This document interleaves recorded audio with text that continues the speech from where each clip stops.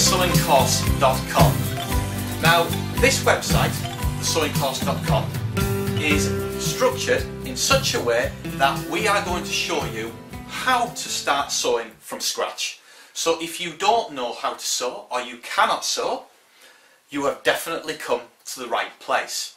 Now, in this first exercise, I'm going to show you all of the basic equipment that you're going to need to be able to get yourself to start sewing. Okay, and you're probably thinking, crikey, you know, this is going to be quite a daunting task. It's not, it really isn't. And once you get the hang of it, you will really enjoy what you're doing.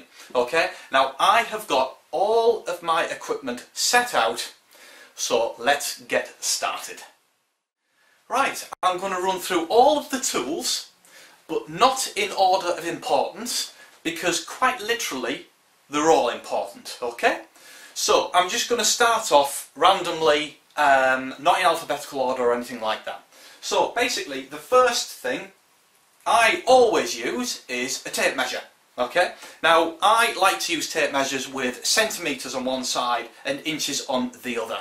Okay, and I always like a tape measure where the ironing board is, and then also a second tape measure where the sewing machine is positioned. Okay, so it's easy, you're not getting up to go from one tape measure to the other. Say if you forget to pick up a tape measure and bring it over to your sewing area, it's always good to have two sets with you so that you don't have this problem, because I tell you, it does become a little annoying if you sit down with the sewing machine and then you realise that you haven't got your tape measure with you, so you have to get up again and you go and get the tape measure that you've just left, say, on the ironing board. Okay, so that's why I always have two tape measures with me all of the time. Okay, so that's your tape measures.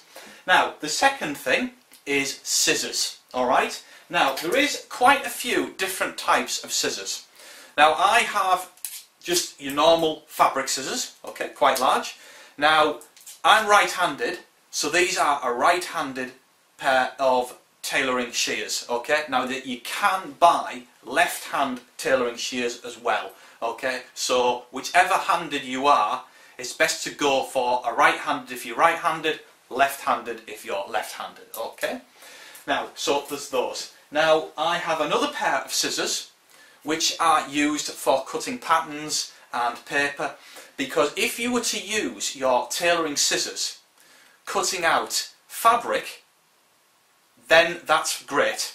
But if you were to use your tailoring scissors to cut out paper, it's not a good thing, because what happens is you will blunt them.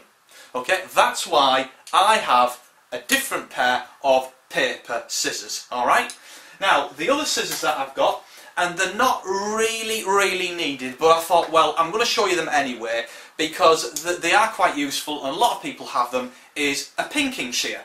And what these do is they create a serrated edge on the fabric to prevent it from fraying. Now, a lot of people have these pinking shears if they don't have an overlock machine. Okay, you can sort of get away with it by cutting the hem of a skirt and then just hemming it up, because they have this, what's known as, like, you can see it there, like a perforated edge. Okay, and that gives a sort of triangle effect right along, and it prevents the fabric from fraying. I mean, it's quite clever. I don't know how it works, but believe you me, it does prevent the fabric from fraying. Okay, so if you don't have an overlock machine, then pinking shears are the good thing to go for. Alright, so the next thing is smaller scissors. Alright, now basically, again, I have two sets of small scissors, and what these are is for cutting little notches in your fabric, for cutting threads when you've finished sewing a part of the fabric. Okay, so again, I have one by the sewing machine and one by the ironing board.